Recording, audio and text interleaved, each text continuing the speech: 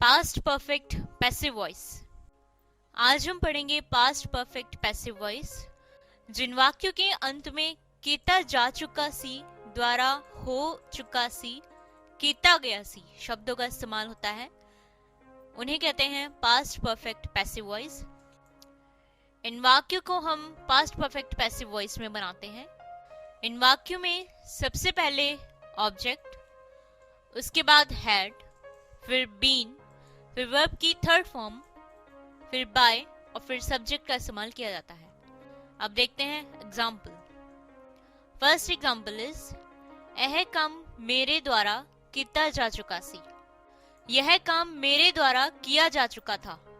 इस सेंटेंस में आप देख सकते हैं कि इस वाक्य के अंत में कीता जा चुका सी शब्द का इस्तेमाल हुआ है। जैसे कि हम पहले ही पढ़ चुके हैं कि पास्ट परफेक्ट पैसिव वॉइस की पहचान है कि जिन वाक्यों के अंत में कीता जा चुका सी, द्वारा हो चुका सी और कीता गया सी शब्द का इस्तेमाल होता है, उन्हें पास्ट परफेक्ट पैसिव वॉइस में बनाते हैं। इसी प्रकार से इस सेंटेंस में भी कीता जा चुका सी शब्द का इस्तेमाल हुआ है, तो इस सेंटेंस को भी पास्ट परफेक्ट पैसिव वॉइस के रूल्स के अकॉर्डिंग बनाएंगे। तो सबसे पहले ऑब्जेक्ट दिस वर्क, फिर हैड, फिर बीन, उसके बाद वर्ब की थर्ड फॉर्म डन, फिर बाय और फिर सब्जेक्ट मी का इस्तेमाल किया गया है। जैसे कि ये सेंटेंस बनेगा this work had been done by me. अब देखते हैं नेक्स्ट एग्जांपल। पंजाबी गाना उसके द्वारा गाया जा चुका सी। पंजाबी गाना उसके द्वारा गाया जा चुका था। तो इस सेंटेंस में सबसे पहले आएगा ऑब्जेक्ट।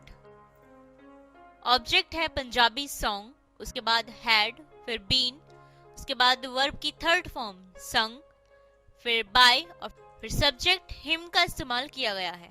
जैसे कि सेंटेंस बना Punjabi song had been sung by him.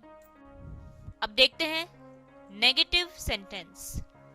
Negative sentence में सबसे पहले ऑब्जेक्ट, उसके बाद हैड और हैड के बाद नॉट का इस्तेमाल करते हैं, फिर बीन, फिर वर्ब की थर्ड फॉर्म, उसके बाद बाय और फिर सब्जेक्ट।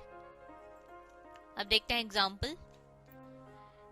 यह काम मेरे द्वारा नहीं किया जा चुका सी।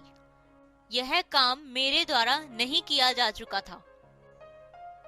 इस वाक्य में आप देख सकते हैं कि नहीं शब्द का इस्तेमाल किया गया है, जिससे कि पता चलता है कि ये नेगेटिव सेंटेंस है, जिसे पास्ट परफेक्ट पैसिव वॉइस के नेगेटिव सेंटेंस के रूल्स के अकॉर्डिंग बनाएंगे।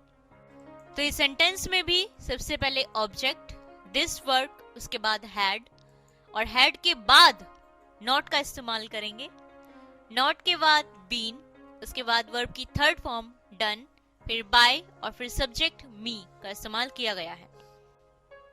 जैसे कि सेंटेंस बना this work had not been done by me. Next example. Punjabi गाना उसके द्वारा नहीं गाया जा चुका सी। पंजाबी गाना उसके द्वारा नहीं गाया जा चुका था। इस वाक्य में भी आप देख सकते हैं कि नहीं शब्द का इस्तेमाल किया गया है, जिससे कि पता चलता है कि ये नेगेटिव सेंटेंस है, जिसे पास्ट परफेक्ट पैसिव वॉइस के नेगेटिव सेंटेंस के रूल्स के अकॉर्डिंग बनाएंगे। तो इसमें सबसे पहले ऑब्जेक्ट पंजाबी सॉन्ग, उसके बाद हैड और हैड के बाद नॉट, नॉट के बाद बीन और उसके बाद वर्ब की थर्ड फॉर्म संग, फिर बाय और फिर सब्जेक्ट हिम का इस्तेमाल किया गया है। जिससे कि सेंटेंस बना Punjabi song had not been sung by him.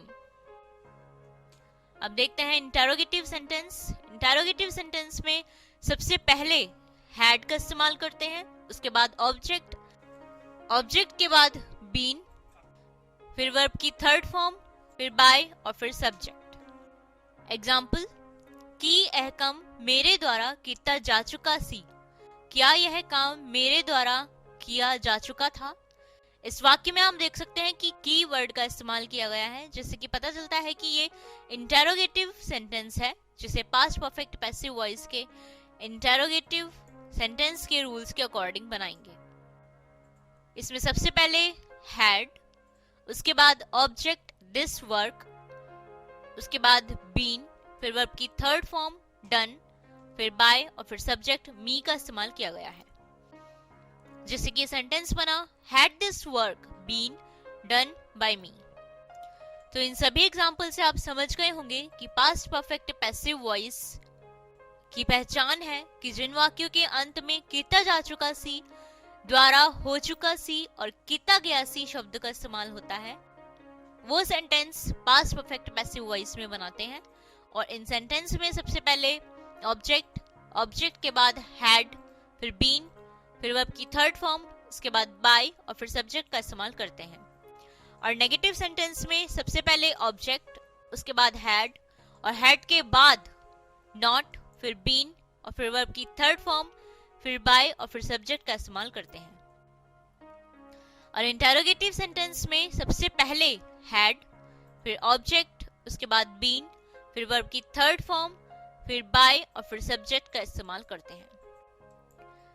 अब इसी तरीके से कम 20-20 वाक्य आप अपनी प्रैक्टिस बुक में बनाइए, जिससे कि पास्ट परफेक्ट पैसिव वॉइस के सेंटेंस बनाने की आपकी अच्छी प्रैक्टिस हो सके।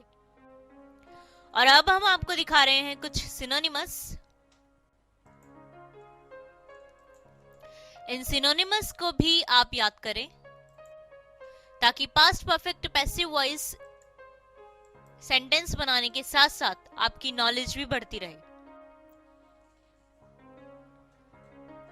तो ये थे पास्ट परफेक्ट पैसिव वॉइस।